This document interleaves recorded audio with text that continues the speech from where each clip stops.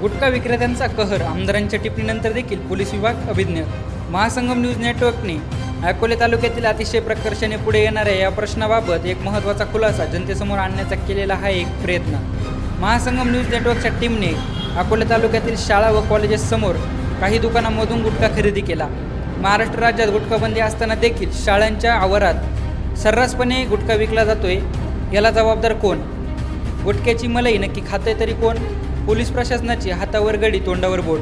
बघूया सविस्तर वृत्तांत महासंगम न्यूजसोबत. महासंगम न्यूज खुलासा सत्य असत्याचा. अकोले तालुक्याचे आमदार किरण लहामटे यांनी परवा बस स्टँडवरील कागदे त्याचप्रमाणे गुटख्याची रिकाम्या पुढ्या असे साहित्य उचलत असताना मीडियाशी बोलताना असे सांगितले होते की यापुढे कोणीही गुटखा खाऊन इतरत्र थुंकताना दिसला तर त्याचं मी मुस्काड फोडेल. यावेळी आमदार किरण लहामटे यांनी अतिशय तीव्र प्रतिक्रिया मीडियाला दिल्या होत्या. परंतु त्याचवेळी डॉक्टर साहेब हे विसरले वाटतं. महाराष्ट्र राज्यात गुटखाबंदी होऊन अनेक दिवस झालेत, परंतु आजही शाळे कॉलेजेसच्या आवारात सर्रासपणे गुटखा विक्री जोरदार सुरू आहे. या गुटखा विक्रेत्यांना नक्की अभय देतंय तरी कोण? सर्रास विक्री होत असताना देखील पोलीस प्रशासन मात्र बघायची भूमिका का घेतंय? आपण तालुक्याचे लोकप्रतिनिधी म्हणून वेळेला कायदा हातात घेण्याची भाषा वापरताय, परंतु आपणच या विषयावरती पोलीस प्रशासनाशी चर्चा करून हा विषय तत्कालीन मार्गी लावावा असे आपल्याला वाटत नाही का? गुटखा विक्रेत्यांचे काही पॉलिटिकल कनेक्शन आहे का? किंवा पोलीस कुठल्या दबावापोटी कारवाई करण्यास टाळाटाळ करताय?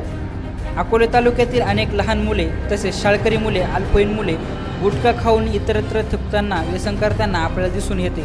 मात्र गुटखा विक्रीतून मलिदा खाण्यास कोण जबाबदार आहे हे पाहणे आता गरजेचे ठरणार आहे. तो उभा आहे आणि या गुटख्याच्या पुड्या इथं पडल्यात, बाटल्या पडल्यात. मला वाटतं हे बसस्थानक सगळं आपलं आहे.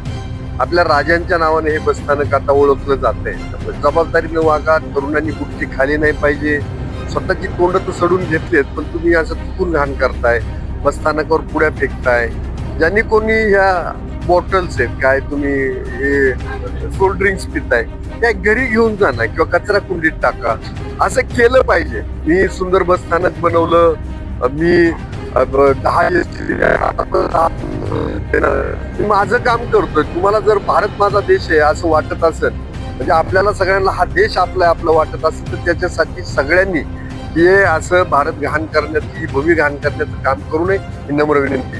आणि गुटखा खाऊन जर सापडलं तोंडात गुटखा, तर शासन कारवाई करेल ते तेव्हा करेल, पण मी त्याचं थोबड फोडल्याशिवाय राहणार.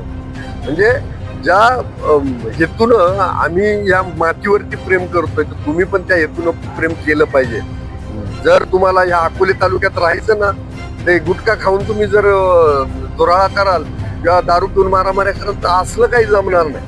म्हणजे महाराष्ट्रात नाही, देशात बातम्या होत्या, मला काही फरक पडत नाही. चांगल्या कामासाठी हातात कायदा घ्यायची वेळ आली तरी घ्यायला कमी करणार नाही. पण सरकारच्या अधिकाऱ्यांची पण जबाबदारी आहे, तर त्यांनी पण लोकांना शिस्त लावली पाहिजे आणि लोकांनी शिस्त पाळली पाहिजे. धन्यवाद.